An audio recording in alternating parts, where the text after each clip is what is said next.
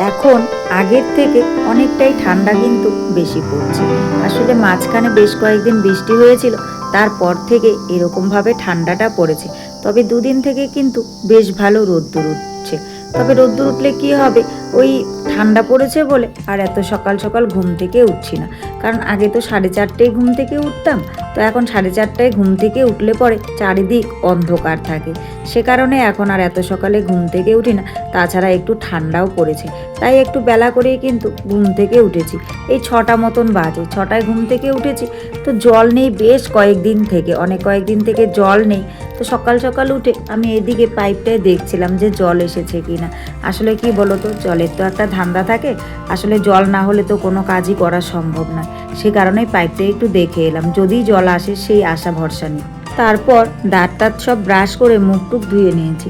আর বাইরে যেহেতু খুব সুন্দর রোদ্দুর উঠেছে, সে কারণেই ভাবছি যে ব্ল্যাঙ্কেটটা একটু বাইরে মেলে দিই।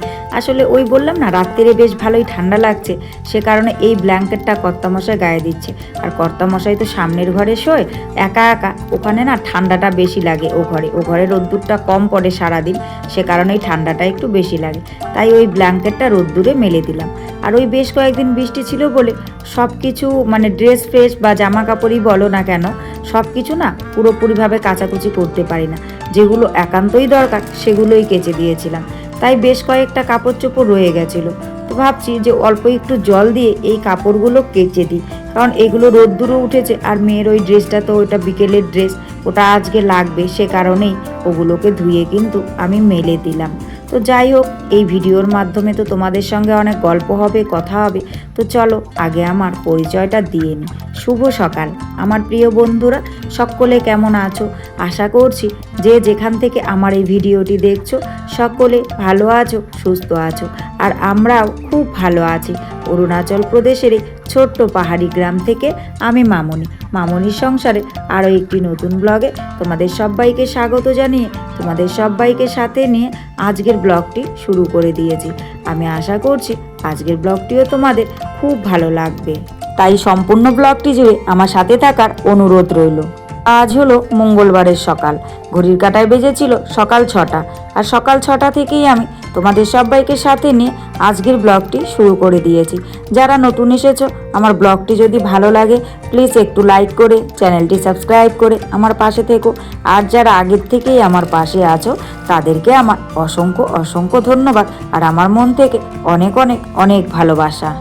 তোমরা তো দেখলে সকালকার কাজকর্ম সব সেরে ফেরে চাটা খেয়ে নিয়েছি। খেয়ে সকলের মতো ডিউটি চলে গেছে। তারপর কিন্তু অনেকটাই বেলা গড়িয়ে গেছে, দুপুর হয়ে গেছে। দুপুরবেলায় আমি চলে এসেছি রান্নাঘরে রান্না করতে। ভাত রান্না করে নিয়েছি। তারপর দেখি কর্তামশাই মাংস নিয়ে এসেছে। মাংসের সব জোগাড়যন্ত্র করে আমি কিন্তু মাংসটা রান্না করতে বসিয়ে দিয়েছি।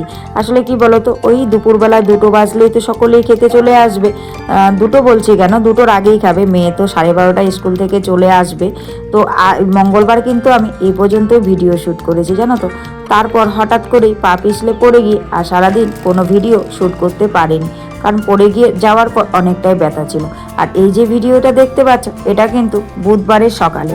এই ভিডিওটা দুদিনের মিলিয়ে কিন্তু মানে এডিট করছি আর কি, কারণ ওই আগের দিন একটুখানি ভিডিও শ্যুট করে তারপর আর করতে পারছি না। আর পরের দিন কিন্তু এই সকালবেলায় দেখো চলে এসেছি ঝর্ণায়। আসলে কি বলতো, এই ঝর্ণায় আমাদের একমাত্র সম্বল এই দুর্দিনে। কারণ আমাদের সময় সময় এমন পরিস্থিতি হয় একেবারেই জল থাকে না। আজকে প্রায় 7-8 দিন হয়ে গেল কোনো রকম জল আসছে না, পাইপ ফেটে গেছে। তো সে কারণেই কিন্তু 7-8 দিন ধরে তো জল ছাড়া মানুষ থাকতে পারে না। এই যে এখানে ঝর্ণাটা দেখতে পাচ্ছ, এই ঝর্ণাটা অল্প অল্প করে জল পড়ছে। আসলে এখন শীতের দিন পড়ে গেছে তো, আর ওই ঝর্ণা উপর থেকে বেয়ে জল পড়লে পরে নিতে অসুবিধা হয়। সে কারণে অনেকেই এখানে কিন্তু অনেকে মিলে আর কি এখানে একটা সুন্দর পাইপ লাগিয়ে দিয়েছে কলের মতো করে। আর ওখানে দেখো নিচে একটা সিনটেক্স বসানো আছে, ওই সিনটেক্সে বসিয়ে দিয়ে আর সকলেই কিন্তু আমরা এখান থেকে জল নিয়ে যাচ্ছি, এই জলেই কাজ করছি। আর এই মানে জলের দুর্দিনে আমাদের কিন্তু এটাই একমাত্র সম্বল হয়ে দাঁড়িয়েছে। আর তোমরা তো দেখেইছো ঝর্ণার সামনে কত বালতি কত কিছু। আসলে কি বলতো, সকলেই সকাল সকাল এসে লাইন দিয়েছে, এমনিতেই জল অল্প অল্প করে পড়ছে। তো আমিও ঝর্ণা থেকে দুবার জল নিয়ে এসেছি। তো জল টল নিয়ে এসে তারপর সকালের খাবার করে নিচ্ছি। সকালের খাবারের জন্য আজকে কিন্তু সুজিই বানিয়ে নিলাম, আর তেমন কিছু বানাচ্ছি না।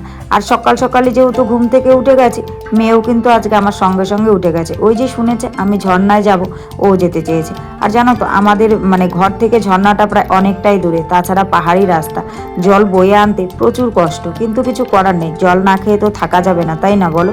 সে কারণে যেতে তো হবেই, তাই আর কি নিয়ে গেছিলাম। তো আমি একাও যাই না, কর্তামশাইও আনেন। শুধু আমি একাই বলবো না, কারণ উনি তো সবসময় ডিউটিতে থাকেন, যখনই ফাঁকা টাইম পান তখনই আনেন। তো আজকে উনি ডিউটি বেরিয়ে গেছে বলেই কিন্তু আমি নিয়ে এসেছি। তো যাই হোক, সকালে খাবার দাবার খেয়ে এখন ভাবছি বিছানাটাকে গুছিয়ে নিই।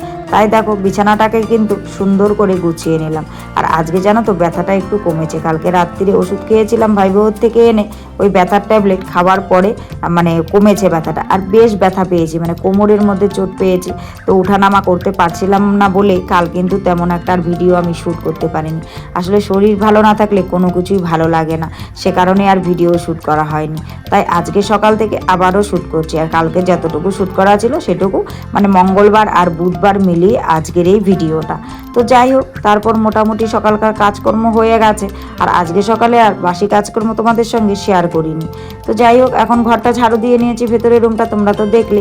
আর এখন আমি বাইরের দিকের ঘরটা ঝাড়ু দিয়ে নিয়েছি। আর এই যে ট্রলিগুলো এই ঘরে এনে রেখেছি, আর ও ঘরে নিয়েই যাচ্ছি না। কারণ কি জানো, প্রতিদিনই ইঁদুর বেরোচ্ছে। আর প্রতিদিনই এত ইঁদুর বেরোচ্ছে কি বলবো, কুটকুট করে শুধু ঘুরে ঘুরে এদিক সেদিক শব্দ করে চলে যাচ্ছে। আর ট্রলিগুলো যদি এখনই এনে রাখি না, আবারও ট্রলিগুলো কাটতে শুরু করে দেবে। সে কারণে ভাবছি না, যতদিন ওখানে রাখা যায় থাকুক, তারপর দেখি কিছু একটা ব্যবস্থা করে তারপর ট্রলি ফলিগুলো আবার ও ঘরে নিয়ে যেতে হবে। তা না হলে পরে সমস্ত কিছু কেটে একদম শেষ করে দেবে, জানো তো। এক এক করে আর আলু ঘর থেকে নাই হয়ে যাচ্ছে। ওই ঝুড়িটার মধ্যে আলু রাখা থাকে, একটা আলুও থাকে না, সব কিছু খেয়ে খেয়ে শেষ করে দিচ্ছে। কিন্তু কি করব বলো, এত ইঁদুর হয়েছে বলার মতন না। তবে আগে এতটা ছিল না, এই কয়েকদিন যাবতই এই ইঁদুরের অত্যাচারটা দেখতে পাচ্ছি। দুর্গাপূজার সময় বাড়িতে গেছিলাম, বাড়ির থেকে আসার পর থেকেই, জানো তো। তো কিছু করার নেই, এভাবেই থাকতে হবে। তো ঘরগুলো ঝাড় দিয়ে নিয়েছি। আর আজকে সকালবেলায় না এই উঠোনটা ঝাড়ু দিইনি। ওই বললাম না, খুব সকাল সকালে বেরিয়ে ঝর্ণা চলে গেছিলাম, তো অনেকটাই দূরে বলে আর ঝাড় দিইনি। ভাবছি তেমন একটা নোংরাও তো নেই, পরে একবারে ঝাড় দিয়ে নেব। তাই দেখো এখন কিন্তু মোটামুটি কাজকর্ম প্রায় শেষ করে এখন আমি ঝাড়ু দিয়ে নিচ্ছি। আর আজকে জানো তো রান্নাটা হালকা আছে। ওই সকালে তো সুজি করেছিলাম, এখন একটুখানি আলু টালু সব কিছু সেদ্ধ দিয়ে একটুখানি গলা ভাতের মতন আর কি ভাত করে নেব, মারমার ভাত যেটাকে বলা হয়, ওটা দিয়ে মা মেয়ের খাওয়া হয়ে যাবে। কারণ কর্তামশাই আজকে আর ঘরে খেতে আসবে না, তাই আজকে আর রান্না বান্নারও তেমন কোনো চাপ নেই। তো যাই হোক, এগুলো করে টোরে আমি একদম স্নান টান সেরে নেব, কারণ প্রায় 12টা মতন বাজে। তো যাই হোক বন্ধুরা, সব মিলিয়ে আজকের এই ব্লগটি তোমাদের কেমন লেগেছে অবশ্যই কিন্তু তোমরা কমেন্ট করে জানাতে ভুলো না। আর আজকের ব্লগে যদি কিছু ভালো লাগে তাহলে প্লিজ একটা লাইক করো, কমেন্ট করো, শেয়ার করো, আর আমার চ্যানেলটিকে সাবস্ক্রাইব করে এভাবেই আমার পাশে থেকো। সকলে ভালো থেকো, সুস্থ থেকো, তোমাদের পরিবারে সকলকে নিয়ে ভালো থেকো। তোমাদের সঙ্গে দেখা হচ্ছে পরবর্তী কোনো ভিডিওতে। চলো ততক্ষণ টাটা।